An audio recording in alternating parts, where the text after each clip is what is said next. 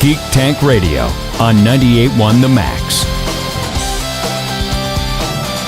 Welcome, everyone. We are the Geek Patrol, and our microphones don't have a stun setting. I'm Joe Thorderson, here with my friends Brandon Olmstead and Allan Gilbreth, and our buddy Max over there behind the glass. And today, I know that Brandon, you and Max are special. Well, I actually think Allan actually cares about this movie too. The Frankenstein trailer came out. Is it called Frankenstein? I mean, Guillermo del Toro's Frankenstein. Okay, and we all saw it. It's a little different. There was a few things in that trailer that I didn't understand, and maybe you guys could explain it to me. It's Anime Blues Con weekend, and boy, people, you had to swim down there yesterday through the rain, but man, the anime kids have turned out in full force, and so we'll talk a little bit about our experience there. And then Max had a little D-Day. Well, do you want to kick that off, Max? It's D-Day weekend. You make a whole weekend tribute out of this, kind of right? like how women make a week or a weekend out of their birthdays. I make it out of a D-Day. Okay, so what's your D-Day contribution? Well, this is kind of interesting because I'm looking at a picture right now of a British Special Operations spy by the name of Noor Inayat Khan. She's a unsung hero of D-Day and everything, and I'm wondering if any of the Star Wars people were at all inspired for their creation of Cinta by her, because I'm looking at pictures of her, and right in the face, it looks just like Cinta. If you look at the right same angle, kind of operation, like. Well, she was like a spy, and she parachuted into France, and she transmitted like critical intelligence, and she helped with like spying, sabotage, and led resistance efforts in occupied France. Huh. Okay. All right. Well, you never know. I mean, I always believe a lot of these. There's always these deep cuts of where people get their inspiration from. Well, I mean, you think about it. What is the name of it? The Ungentlemanly Warfare, movie that Cavill did recently. I mean, those characters are based on real people. That group really existed. Oh, really? Yeah. And there was after we saw the movie, my wife turns around and she goes, "Do you know about the other lady who was a part of that group? She didn't run with them, but she would go behind enemy lines, and she was into sabotage, and she hid her weaponry and whatnot in her false hollow leg. She had a fake leg because her leg had been amputated, and she kept like guns, bombs, whatever in that leg. It was like Inspector Gadget for World War II. Okay, but when you say that, I'm thinking, okay, I didn't see the movie, but there was some movie where there was a lady where one of her legs was a machine gun. That's Planet Terror from the Grindhouse movies. That was Rose McGowan. Okay. It might have been inspired by that. Okay. However, how about a certain guy by the name of Ian Fleming? He's actually in the Council of Ungentlemanly Warfare. He might have wrote some books you heard of, Joe, called James Bond. Oh, yeah. Okay, because I knew. Or how about Ian Chitty Fleming, Chitty Bang Bang, which is actually all about war and subterfuge, by the way. I don't remember that movie other than the you car don't remember flew, Chitty right? Chitty? No, I mean, I saw it as a the kid. flying car. Right. Yeah. And it had the most irritating song, like that. It had an earworm that you will hear till you die. Yeah, thanks for. Now I'm going to hear it today. So. You'll be hearing Chitty Chitty Bang Bang. But yeah. We love you. Hey, Max, if you can find it, play it out. No, please don't. So yeah, Max, when you get to our military history, there is so much. There are so many stories. And it doesn't matter if it was a hero pigeon that made it across enemy lines, a parachuting dog, a ammo-carrying horse. There's even legendary like goats and farm animals in the whole World War II pantheon. So you pick your topic, pick your story. There is a story there. I think women have a certain advantage in terms of spying, because let's face it, they could charm the enemy soldier. Well, they could, Well, Ian Fleming agreed with you completely. Yeah, they can get into, I mean, and let's just be honest. Our patriarchal pride is always going to be our downfall, because no matter how woke or whatever you see a person, somehow, some way, they're always going to be slightly misogynistic or extremely misogynistic and go, "Oh, she couldn't do that," and then end up on his butt because she totally could do that. Well, I mean- yeah. I mean, I mean, women, my wife has proven me wrong many times when I was younger, and I have come to appreciate that. and I've already accepted that women can handle pain better than men. I mean, That's for damn sure. that I mean, that's sort of They put up with us. yeah. Well, I mean, we yeah. are I mean, pain. try giving birth. That's Nope. Nope, I'll pass. Yeah. That is not the right. I gave up a hip and a variety of other body parts first. right. I did have a woman once though. I was in the hospital with a kidney infection, and I had kidney stones. And she came in to tell me the story about how she's got 2 sets of twins, and she gave birth to them naturally, and she'd rather have twins again than have kidney stones. And I'm like, thank you. That's exactly what. So they know how I to. feel so much better about having the kidney stones. Right, Yeah. right. They have a wonderful, nurturing manner of making you feel. And I don't know if it's true because it made me feel a little bit stronger than I actually was when I passed them. It's like, oh, that was horrible, but I can survive it. No. Yeah. Okay. All right. Well, anyway, but yeah, that's a pretty good reference. Max, tell me the name one more time because I want to. Noor Inayat Khan. Nora or Nor? Noor, Noor. That's a hard name to remember. Was she but just- Norwegian in origin? She was Indian. Oh, that's cool too. That's why I Okay. said she reminded me of Cinta because there's a Okay. picture of her that looks just like Cinta. Nice. Okay. I wouldn't doubt at all if those characters inspired, somebody, they were inspired by real war heroes. So, hey, real quick, you guys, just want to let you know today's the last day of Anime Blues Con. And actually, you can do some good for the community as well because they're partnering this year with the Memphis Food Bank. The Mid-South Food Bank. Mid-South Food Bank. And so, in addition to coming out and having all sorts of anime fun, now today, it ends early, so don't wait around. If you're listening to this, get in the car now and head over. It's from 10 to about 3 today. I don't know exactly what time it's. shutting down. But if you bring in non-perishable foods, they're going to be taking donations as well. Yep. So that's pretty cool. They're going to be down there at the Renaissance Center. It's been jamming all week, even though we had rain. People still came out. I don't know what the numbers were, but the proceeds from the charity auction yesterday went to the food bank. Yeah, so they're doing some good, and I mean, of course, anime conventions. There's an energy there that you don't get anywhere else. Yeah, I if mean, I could those put that in a kids. battery. No kidding, man. You feel sort of like drained by the end because it's just like, okay, But anyway, lots of fun over at Anime Blues Con. When we come back, we're going to talk about the new Frankenstein trailer. You're listening to Geek Tank Radio on 98.1 The Max. Herman Munster just put his house on the market. The Geek Patrol is back. I'm trying to remember what that. Okay. Anyway, welcome back to Geek Tank Radio, everybody.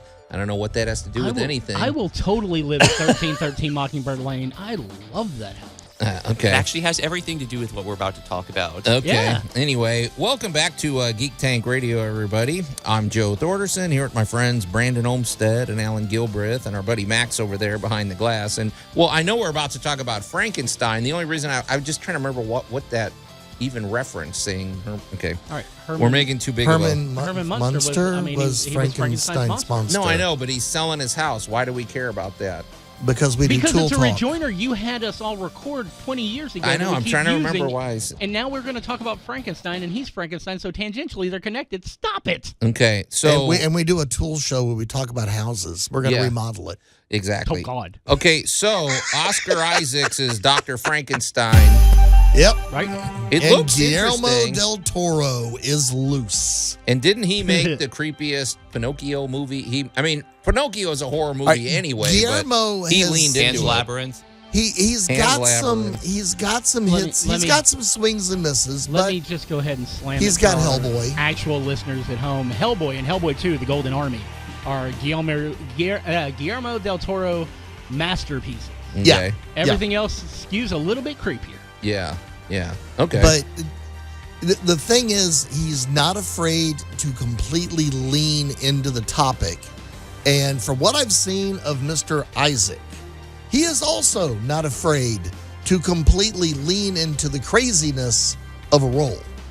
He's got skills. He's got a certain... Oscar Isaacs has a certain charisma. And if you give him the right material, he's great. He's the only thing worth watching in X-Men Apocalypse. Yeah. You're not Not wrong. really going to argue with you on that one. He's also love him or hate him from the Star Wars sequel trilogy. Poe Dameron is probably the most annoying yet charismatic character in the entire. He's not the sequel problem trilogy. with those. No. The most forgiving thing, though, in terms of combinations, are him and BB-8. They're the only things I could really accept and forgive for the sequel series. Yeah. I- Okay. I've seen some of the things you like, Max. You don't have a leg to stand on. Well, hey, Well, you guys. We know where you're. Dr. Frankenstein has got to have a certain level of crazy Absolutely. for the movie to work. Yeah, but Forget the monster. You've got to get to the monster. But also, you know what, Alan? In my opinion, too, what you also need with Dr. Frankenstein is energy and passion. Like you almost need a youthful energy. And I know Oscar Isaacs isn't young, but he still comes across as somebody that's got lots of he's got that latent potentiality. He's got that level of crazy where you think he could do it. It lives pretty good. Right, right.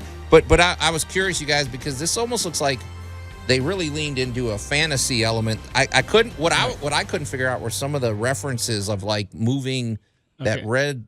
I don't know. There were some characters that I didn't know what I was seeing. Okay, we're gonna need you to read the book. That's the thing. I've read the book. I know the book. No, I mean read it today. All right. When you read the book, how old were you? I mean, No, not I'm- that I'm- long. this No, is- I listened to the audiobook this- maybe 5 years ago. So, No. and don't say that doesn't count. No, It's still, no. You know. The audiobook, as much as they try and throw a little drama into it, it doesn't do as well when when you're being told so much as when you read that and your brain has to make all the connections. Yeah. Especially nowadays when we have gone through all of our geekdom stuff in the past 15 years with the convention all. Think about it in terms of the flights of fancy that we have seen, and you'll see where the pieces start to fall in place. Okay. That's what I liked about this trailer, is because of the fact that it had sort of like the framing arc when when Victor is like discovered in the Arctic with Robert Walton, I believe. I really like the fact that they're trying to almost stay true to the book, because I also like the fact that Jacob Elordi, like as the creature, he actually talked rather than just grunted. He was actually pretty well spoken Yeah. in the books. Yes, the monster was quite articulate. Yes. We don't see the monster. Well, we see him, but we don't see him. He's covered up. And he's apparently got now super All Hulk depends on powers which or trailer you something. watch. Well, I mean, he was throwing guys around like There- He I was mean, super powered in the book. The way that his musculature came to be, and after the lightning strike, it's like he grew stronger as he continued to go on, and it's because he was so unnatural. Nature never really slowed him down. Well, they show him though. You see a little element of him, and he looked. I didn't freeze frame it, but you saw him like strapped to the lightning thing. But Max, you said you thought his face looked deformed or something. I couldn't see it. I mean, maybe a minor deformity, just kind of catching a glimpse. Okay. In other words, he looks better than Boris Karloff. He doesn't have a flat head, right? I'm Right. assuming so. Okay. And what I like too is like when you're looking up the cast online and everything, Jacob Elordi's name is just blank because the creature doesn't have a name. It's just the creature. Now wait a minute. That's interesting. So he's on the cast list, but he doesn't have. He does not have a credit name under his name. See, that's. So if you look I don't at think I've ever Christopher seen Waltz, that. you'll That's see cool. That's pretty meta. Harlander. If you see Mia Goth, you'll see Elizabeth Levens. And that's what's really Levens, great about this yeah. is that every other time you've seen a Frankenstein movie, even the one that where it's trying to be true to the book, it's always focused on the monster. It's focused on the creation. This is going to be focused completely on Victor. This is his story, Yeah. just like the book. So there will be time. I'm sure we're going to get the the creature the first time he has his experiences in the village, and based on sight alone, they freaked out, and we've seen the tortures of pitchforks and people being thrown side to side. Okay, it's funny you mentioned that because some of this stuff's a little vague to me. The guys with the people with the torches and the pitchforks, they were coming after Victor Frankenstein, right? Not the monster, or are they coming after both? Because I'm pretty sure that they had designs on both. Okay, but Well, they were they were destroy the creature and destroy his creator. Yeah, because he had overstepped his bounds into the realms of God. He wasn't a very good neighbor. No, he was You not thought you a had good an annoying neighbor. Yeah. You know? No, he was a pretty good recycler. Drop the mic, All right. we'll be back here on Geek Tank Radio. Wow. You're listening to Geek Tank Radio on 98.1 The Max. The Geek Patrol is back. And welcome back to Geek Tank Radio, everybody. I'm Joe Thorderson here with my friends Brandon Olmsted and Allan Gilbreth and our buddy Max over there behind the glass. And if you're just tuning in, we were learning about we were discussing the new Frankenstein trailer. And I forgot something. This isn't going to be in theaters. No, this Brandon? is coming to Netflix, and it's dropping this November. November is a very special month for us. Oh yeah. Yep, exactly. So, but why isn't it dropping before Halloween? Because there's a very good chance that they're still working on effects. Sometimes with these Netflix movies, they're working on stuff till the launch. Okay, it looks pretty epic. I mean, Oh, yeah. And I could never Guillermo del Toro. And what do we expect? It definitely looks like he's making this sort of a fantasy movie in terms of just the imagery and everything. It's in other words, this isn't a street level Frankenstein movie. This is stylistic. No, this is going to be a true Gothic. This is going to be your steampunk Frankenstein. Del Toro's always just got this really amazing, just look and feel to all of his movies. A certain color palette, you might say. Right. But it's not just that. It's also the set design and everything else that follows into it. It does take you to a fantastical world, but it still comes across as something you could step into in the real world. It's like real, but totally fake. Yeah.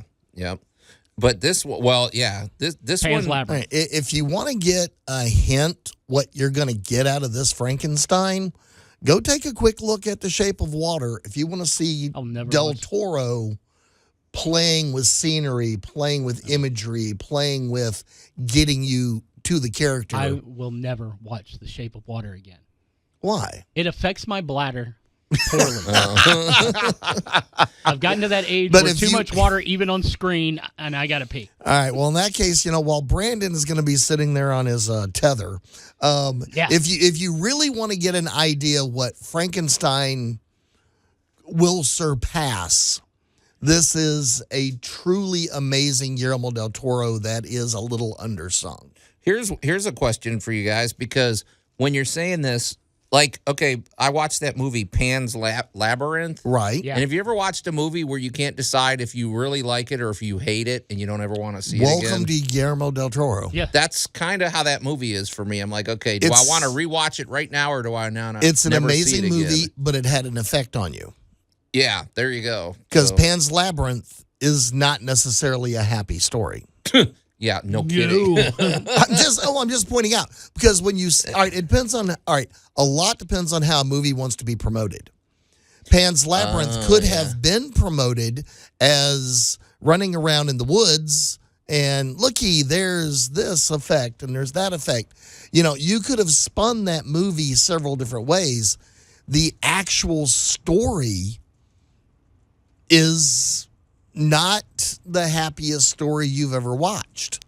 You just made me think. I will say, you guys always make me think. And We apologize. here's what you just got me thinking about, Allan. Okay, we all know we all loved Andor season 2, and if you watch Andor season 2, you have to watch Rogue One right after, Which is not the happiest ending. right. Well, here's I the told thing. you about that, right? So my wife watched Rogue One when it first came out, but she has movie amnesia. She forgets everything. Right. Well, so we're watching because she loved Andor season 2. We watch Rogue One.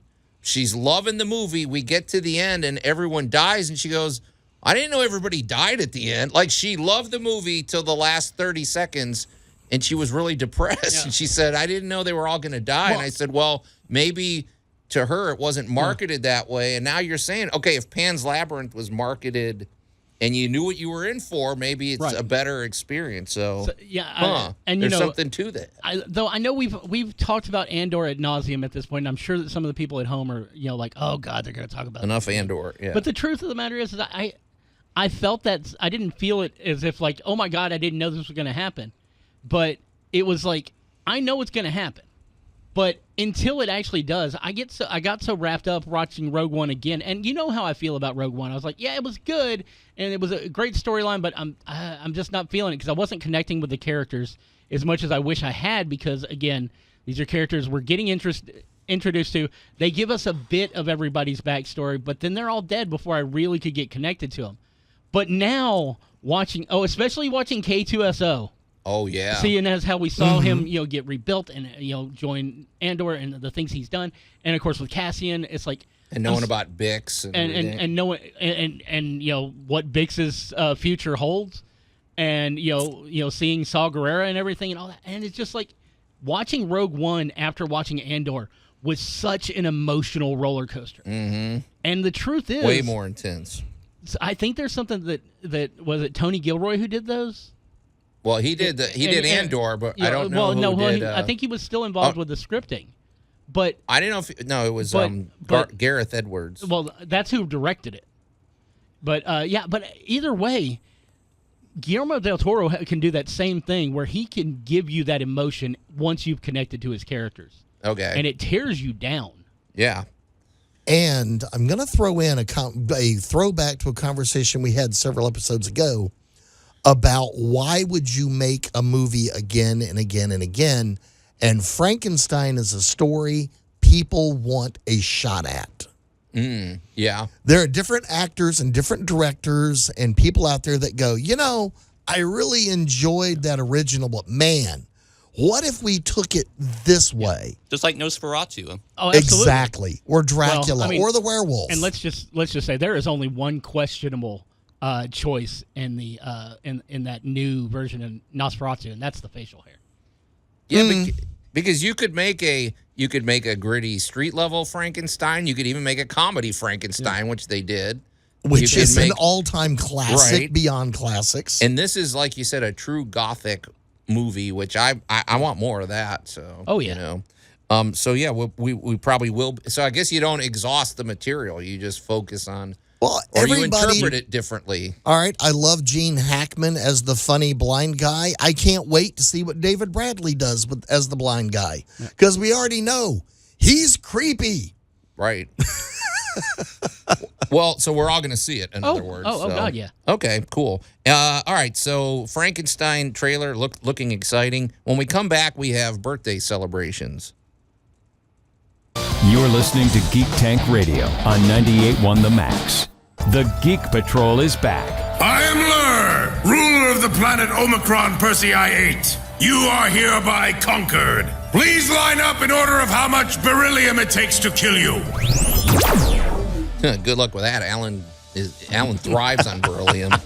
And welcome back to Geek Tank Radio, everybody. I'm Joe Thorderson, here with my friends Brandon Olmstead and Alan Gilbreth and our buddy Max over there behind the glass. And before we throw it to you, if you're just tuning in, we were really talking about, the new Frankenstein trailer. We're talking about some of the history of the Frankenstein movies. And in fact, you did a little online research, Alan. I just had to do a quick look because...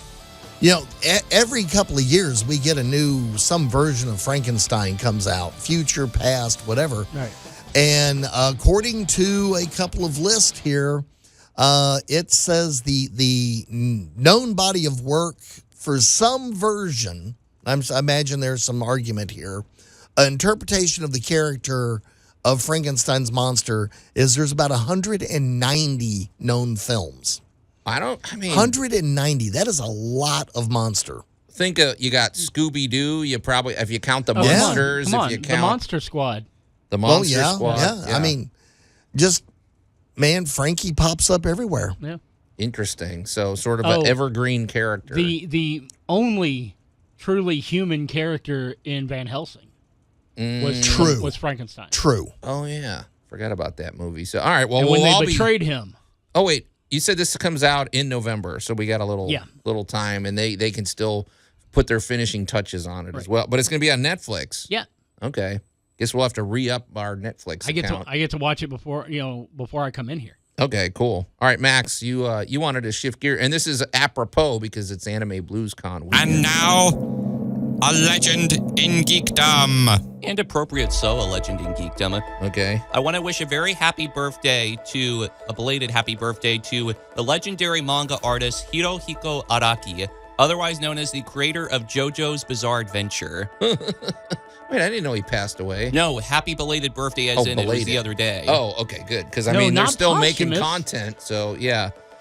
That is, it's funny. That's another one of those, Alan, where I couldn't decide if I love it or hate it. I was watching JoJo's Bizarre Adventure because my son was watching it, and I would usually pass by, and then somehow you wind up sitting on the couch, and then somehow you get really invested in it. And That's a thing about Max, you love that show, right? That's the thing that I like about it is because it touches on those sorts of universal themes that anybody could get captivated by. Because Araki actually wrote it with inspiration from like classic Renaissance art and fashion, classic French artists like Paul Gauguin.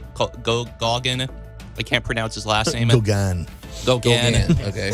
So he has sort of like a classic palette to him, and there are sort of fundamental themes that kind of are universal because there's the whole idea of like what sort of legacy do you leave behind your descendants, because it follows the Joestar family line, JoJo's Bizarre Adventure does. And so I like the idea of it takes, and not only that, but his artistic approach is very unique, and the origins of how JoJo's Bizarre Adventure kind of came to be.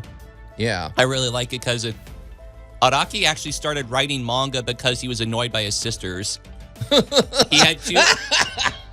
He had two younger identical So twins. he shut the door and drew manga. He read manga, drew manga. When he was in 4th grade, one of his friends really praised something that he wrote, and he's like, you know what?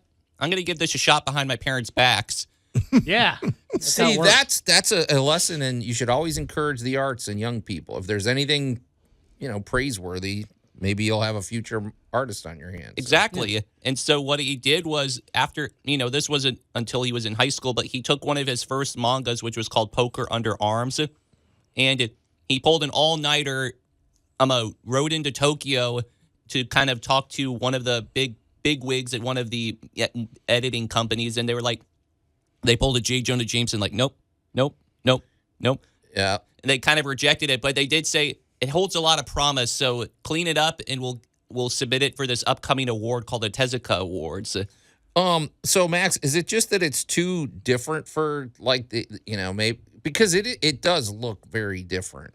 The outfits are. The thing is crazy. like what people. This wasn't the one that he was submitted, but eventually when he does get to JoJo's Bizarre Adventure, the thing about JoJo's Bizarre Adventure for its time, it actually had a lot of unconventional things, like the idea of killing off of a main character, the idea of having a female as the main protagonist, and also even having a paraplegic as a main protagonist. Oh, wait, and how grow old from this? How old is the manga? JoJo's Bizarre Adventure goes all the way back to the 1980s. Oh, see, I didn't know that. The It looks Stone very Age. modern.